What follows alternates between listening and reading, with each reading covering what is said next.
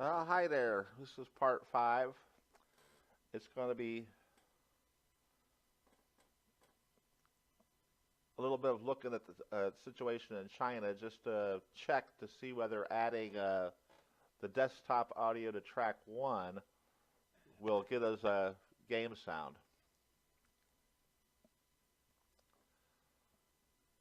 So the way China works is each city has a garrison requirement. In the case of Shanghai, the garrison requirement is 720 assault AV, and I got 782. So I got 62 excess AV. The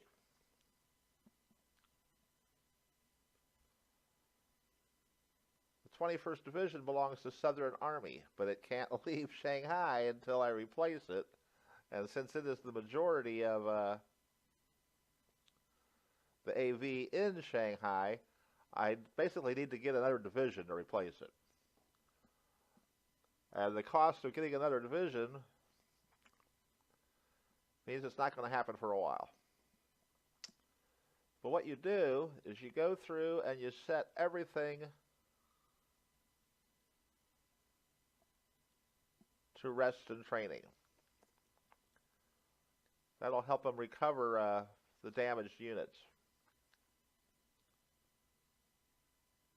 damaged components of the units.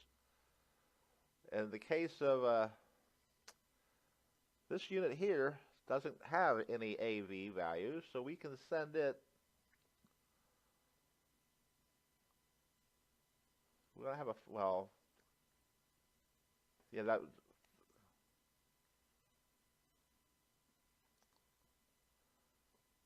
We'll send it to here for now.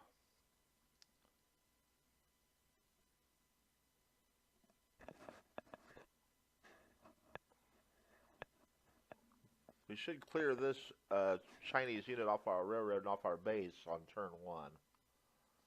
And he'll back up over the river, hopefully.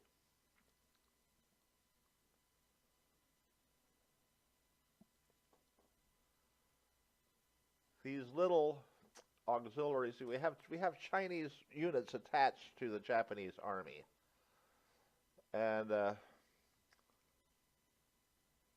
they're pretty much only good for garrison duty. They have lousy commanders, and trying to replace the commander with a decent Japanese guy, say, was 262 political points. I'm not gonna spend that much political points for a unit that I'm not going to use for anything but sitting on its butt. But anyway, what I do is domino. I have 62 excess AV. So I grab this guy and I tell him to move there.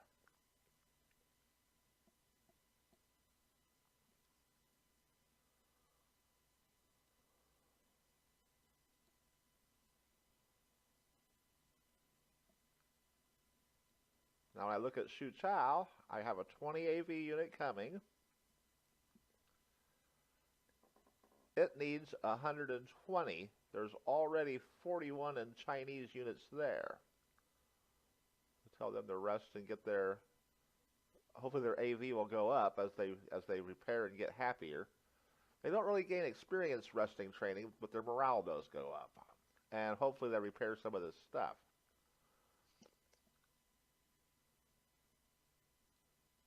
So we need to get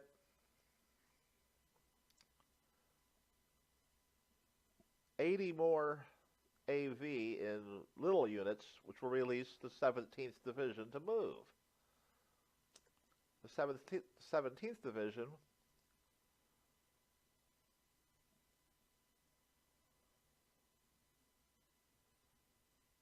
is going to reinforce Hainan.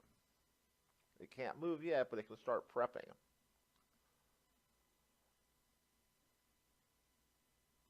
So we're sending 20, and we need 80.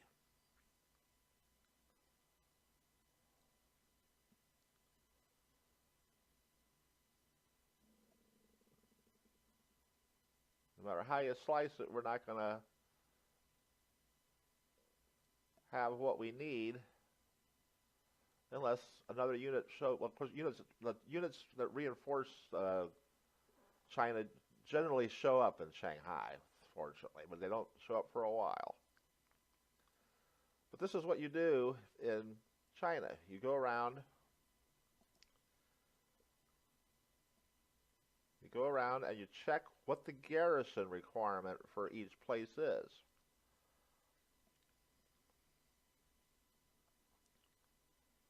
.40, 52, so that guy's not going nowhere, but that's okay. He's just one little guy, and that's a fairly safe place. He's prepping for where he's at.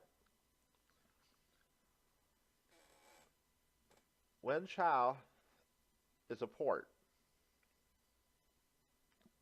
Hong Kong is a port. Guangzhou is a port, and Pak Hoi are ports. That means if I don't take these places or blockade them somehow, the Allies can send supply ships to these ports and supply the Chinese. And you figure a small Allied transport ship might be worth 3 victory points. But the supplies it delivers to China can allow these Chinese who are starving to be fed and grow in strength. They can repair their damaged stuff. They can get replacements, and that will allow them to become a problem. So priority number 1 in China is to take these ports. Now, Hong Kong, we've already got the stuff set up for. These two, we have the stuff here that we're going to divert from where they're being sent to take these 2 ports. That leaves Wangchao. Now, the good thing about Wangchao, from our point of view, is that if we can't take it, we can at least blockade it. You know, we can make it difficult for the Allies to get a ship there. And I guarantee you, Allied players will suicide transports to get supply to places like Manila and Singapore.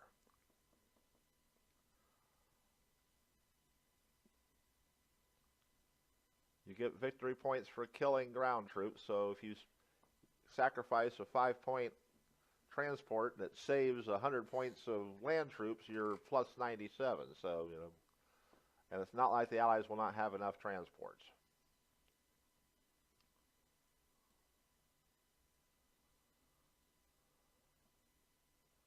Only needs 40, and it's got a regiment sitting there, which is 112. Now, I don't want to do that. I don't want to do that. I want to tell it to rest, not to change its objective. Now, you can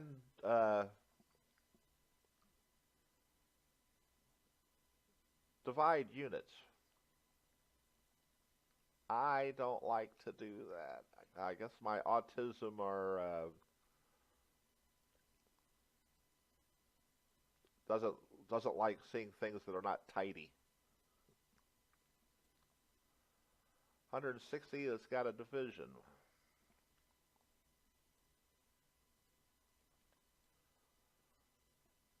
So I feel okay about these places for the moment. For the moment. Amoy has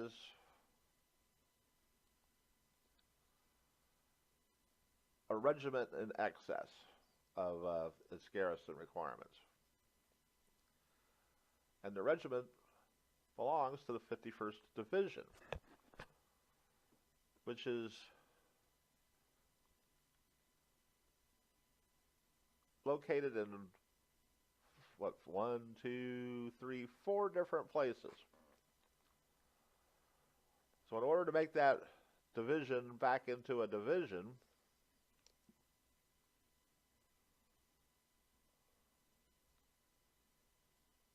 this guy over here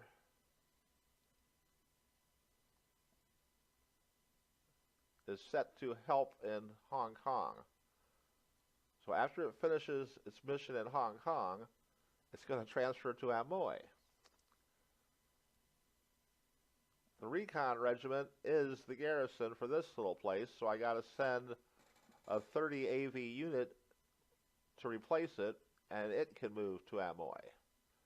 And over here, we got 2 Chinese brigades that are real small and do not meet the garrison requirement, and the last regiment. So basically I need a replacement regiment here, a replacement unit there. This is part of the Hong Kong Defense Force, but it's also currently the garrison for this place. So I need a unit to replace it. And here,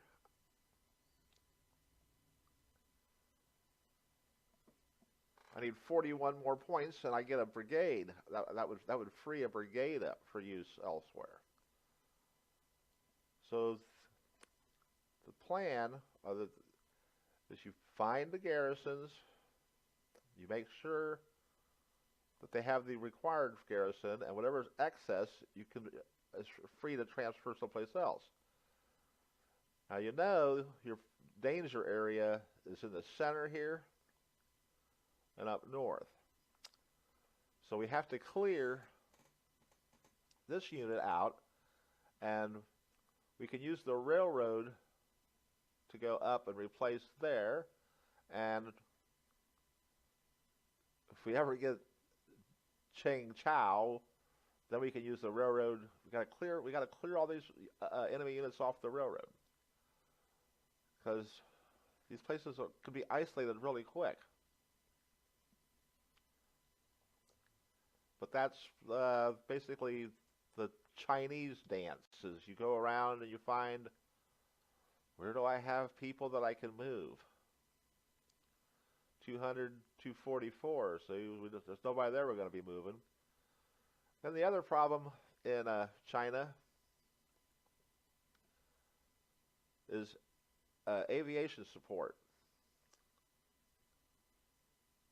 We can send aircraft there. A lot of these bases don't have any aircraft support at all.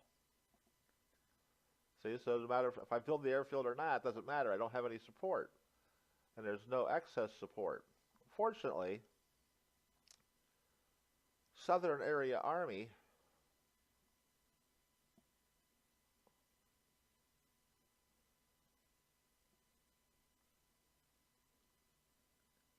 this unit can take care of 24 aircraft when it's fully repaired and rested. And we don't have any place to use it yet. Well, I don't have any airfields. I haven't captured any airfields. Canton's going to get reinforced when Hong Kong falls, but China's going to borrow a lot of these aviation units and construction units in order to build the forts to secure these bases so that the units can move out and start clearing these Chinese. This takes a long time. Yeah. Look at all these. Look at this massive herd of Chinese up here. And these 2 bases requires a garrison. I have to hold this place.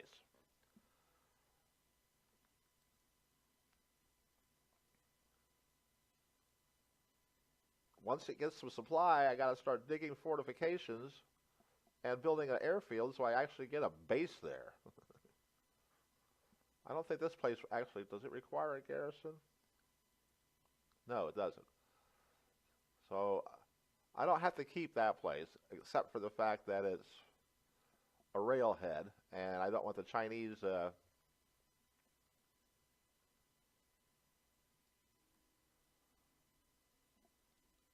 advancing, because if they bump me off of here, they can come in behind and they can advance on these other places. So basically, I have to hold this line.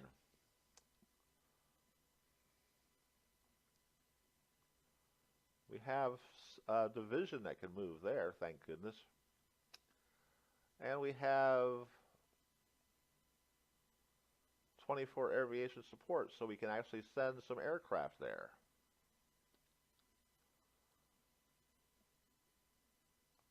That's 24 aviation is enough for a bomber group of size 12 and a recon group. And the recon group can, because you know these monkeys are going to come and advance on us. So you have put a reconnaissance group and a bomber group there, or a small reconnaissance group and a small fighter group to fly cap. But I don't know if there's any Chinese Air Force. Most of the Chinese aircraft are here at Changsha.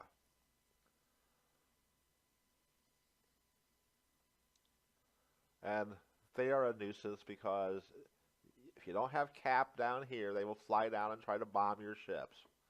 Whether they score any hits or not, that's a whole different story. So that's the game you play in China. And we'll get to that more in depth after I've actually moved everything. And I'll see you then. Take care.